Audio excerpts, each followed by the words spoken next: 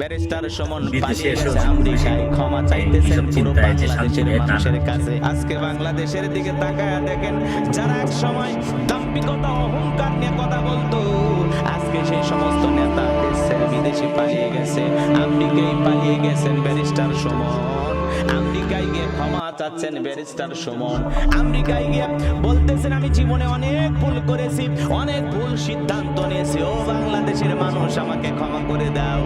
যে ব্যারিস্টার সুমনকে মানবতার ফেরিওয়ালা বলা হইতো, এই ব্যারিস্টার সুমন এক সময় ট্রাইব্যুনালের দায়িত্বে ছিলেন।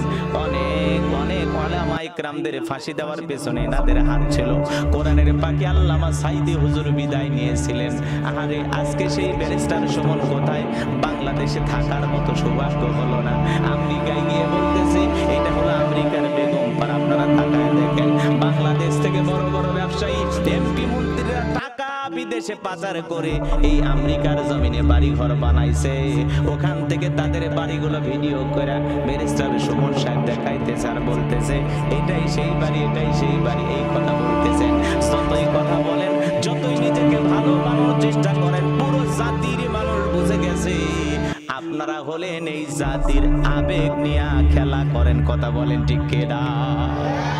আজকে সেই ব্যারিস্টার সুমন পালিয়ে গেছে, বাংলাদেশে জায়গা হলো না। কিভাবে পালিয়ে গেলেন? ব্যারিস্টার সুমন বড় বড় কথা বলতেন যে এই দেশ আমার জন্মস্থান, এই দেশ আমার মাতৃভূমি। কিভাবে এমপি হওয়ার পরে ময়লা আবর্জনা পুকুরে নামিয়ে পরিষ্কার করতো, পুকুরের পানি, ফুটবল খেলতো, সারা দেশের যুবকেরা ব্যারিস্টার সুমন বলতে পাগল পারা ছিল। আজকে সেই ব্যারিস্টার সুমন ভয়ে দেশ থেকে পালিয়ে আমেরিকায় গেছেন। কথা বলে ঠিক কিনা?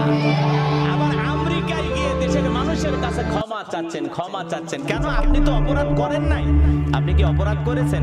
ক্ষমা চাচ্ছেন, এই কথা তারা প্রমাণ হচ্ছে আসলেই তারা অপরাধী ছিল। কথা বলে ঠিক কিনা? তারা জাতির মানুষের সাথে তামাশা করতো, বড় বড় কথা বলতো, এই ছাত্র আন্দোলন নিয়ে বড় বড় কথা বলতো। আজকে সেই ব্যারিস্টার সুমন কোথায়? পালিয়ে গেছে আমেরিকায়। বাংলাদেশে জায়গা হয় নাই, আমেরিকায় গিয়ে তোপের মুখে পড়েছেন।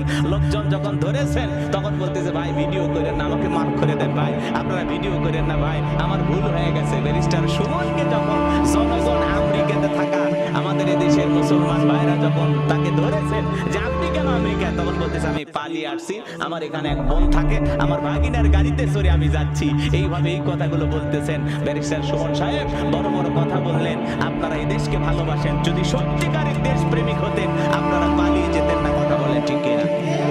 কেবল চোর, ডাকাত, দুর্নীতিবাজরাই এদেশ থেকে পালাবে। সত্যিকারী যারা দেশ প্রেমিক হিসাবে এদেশে যারা কাজ করেছেন এরা কখনো এই দেশ থেকে পালাবে না। কথা বলেন ঠিক কিনা? সম্মানিত হাজিরিন, দিল দিয়া কথাগুলো বোঝার চেষ্টা করবেন। আজকে ব্যারিস্টার সুমন আমেরিকায় গিয়ে ক্ষমা চাচ্ছেন, ও দেশের মানুষ আমার ভুল হয়ে গেছে, বাংলাদেশের সমস্ত মানুষ আমাকে মাফ করে দেন। আমি এক সময় মুখে বড় বড় কথা বলতাম, কিন্তু আজকে আমাকে বাধ্য হয়ে আমেরিকায় পালিয়ে আসা লাগছে। আমি যদি কোনো দলের দালালি না করতাম, আমি যদি স্বাভাবিক থাকতাম, জনগণের কথা বুঝে যদি আমি চলতাম, তাহলে আমার এই অবস্থা হতো না। বলে আমরা ব্যারিস্টার সুমন এক সময় বলেছিলেন আমার বিদেশে কোনো বাড়ি নাই, আমি বাংলাদেশের মানুষ, মৃত্যু পর্যন্ত বাংলাদেশে থাকবো। কই গেলেন সুমন সাহেব? কই গেলেন আপনার বড় বড় কথা? এক সময় বলেছিলেন বাংলাদেশ থেকে কখনো পালিয়ে যাবেন না, হারিয়ে যাবেন না। আপনার নাকি বিদেশে কোনো বাড়ি ঘর নাই, তাহলে বিদেশে গিয়ে কোথায় আশ্রয় নিচ্ছেন? আপনি জাতির মানুষের সাথে অনেক তামাশা করেছেন। কথা বলেন ঠিক কিনা? মনে রাখবেন, দুনিয়া থেকে বাংলাদেশ থেকে পালিয়ে আমেরিকায় গিয়ে বাঁচতে পারবেন, কিন্তু যেদিন আল্লাহর বিচার কায়েম হবে, আল্লাহর আদালতে, সেদিন আপনি পালাবার জায়গা পাবেন না। কথা বলেন ঠিক কিনা? আপনাদের কারণে কোরআনের পাখি আল্লামা সাইদি হুজুরের ফাঁসির আদেশ হয়েছিল। মনে রাখবেন, মনে রাখবেন, যারা 50 বছর কোরআনের তাফসীর করা আমাদের প্রাণের মানুষ, হৃদয়ের স্পন্দন আল্লামা সাইদি হুজুরকে নিয়ে জাতির সাথে তামাশা করেছেন, পুরো জাতিকে ধোঁকা দিয়ে কোরআনের পাখিকে ষড়যন্ত্র করে বিদায় করে দিয়েছেন। একদিন আল্লাহর কাঠগড়ায় আপনাদেরকেও এইভাবে বিচারের কাঠগড়ায় দাঁড় করায় দেওয়া হবে, সেদিন আর পালানোর কোনো জায়গা থাকবে না। কথা বলেন ঠিক কিনা? গভীর মনোযোগ দিয়ে কথাগুলো শ্রবণ করবেন। এই জন্য মুখ দিয়ে বড় বড় কথা বললে সে যে সত্যিকারের ভালো মানুষ এটা প্রমাণ হয় না। ব্যারিস্টার সুমন পালিয়ে গেছে আমেরিকায়, ক্ষমা চাইতেছেন পুরো বাংলাদেশের মানুষের কাছে। আদৌ আপনাকে বাংলাদেশের মানুষ ক্ষমা করবে কিনা? বিদেশ থেকে একবার আইসা বাংলাদেশে ক্ষমা চেয়ে দেখেন, জাতির মানুষ আপনার সাথে কি ব্যবহারটা করে, কথা বলেন ঠিক কিনা? সম্মানিত হাজিরিন, যে কথা আমি বলতে চাচ্ছিলাম, সেদিন তারা বলবেন অকালু রাব্বানা ইন্না আতআনা সাদাতানা ওয়া কুবারানা ফাআদাল্লুনা সাবিলা।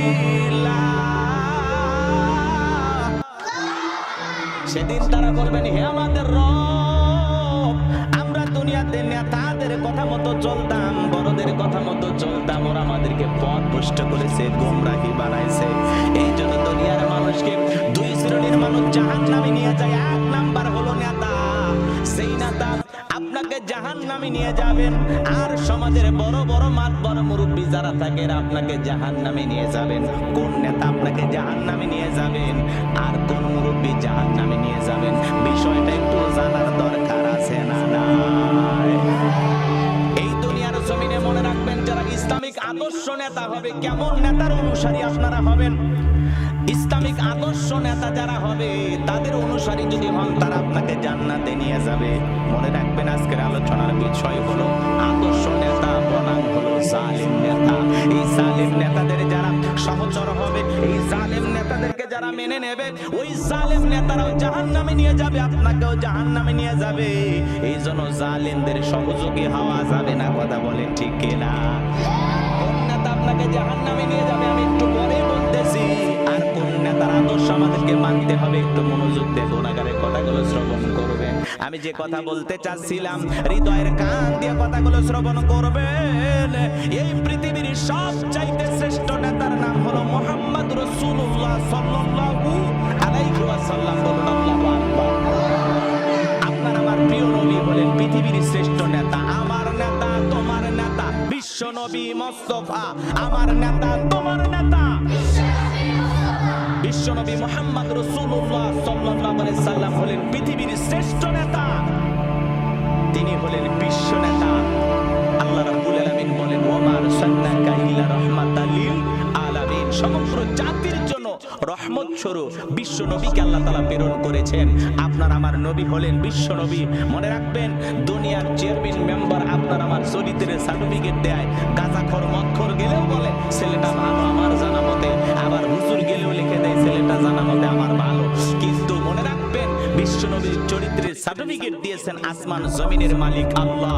আল্লাহ রাব্বুল আলামিন বলেন ওয়া ইন্নাকা লাআলা খুলুকিন আযীম, নবী হলেন পুত পবিত্র মহান চরিত্রের অধিকারী। বলুন আল্লাহু আকবার।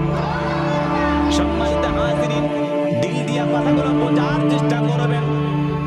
নবীর চাইতে উত্তম চরিত্রের মানুষ, শ্রেষ্ঠ চরিত্রের মানুষ আল্লাহর জমিনে আর দ্বিতীয় কেউ নাই।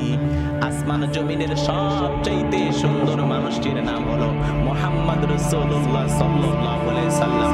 তিনি কেমন নেতা ছিলেন? সুপার কোয়ালিটির নেতা। বিশ্বনবী বলেন পৃথিবীর শ্রেষ্ঠ আদর্শ মহামানব। বলুন আল্লাহু আকবার।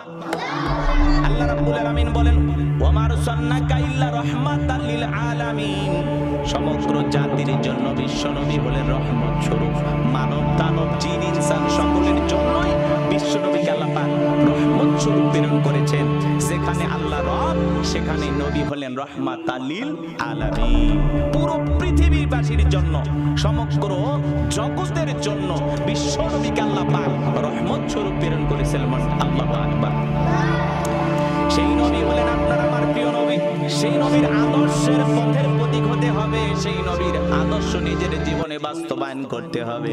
নবীজি কেমন মানুষ ছিলেন, কেমন মহামানব ছিলেন? পৃথিবীর এক নাম্বার নেতা মুহাম্মদ রাসূলুল্লাহ সাল্লাল্লাহু আলাইহি সাল্লাম কেমন মানুষ ছিলেন, কেমন নেতা ছিলেন, একটু জানার দরকার আছে না? আমার আপনার প্রিয় নবী কেমন মানুষ ছিলেন, কেমন মানুষ ছিলেন? মক্কা বিজয়ের পরে বিশ্বনবী যখন মক্কায় আসলেন,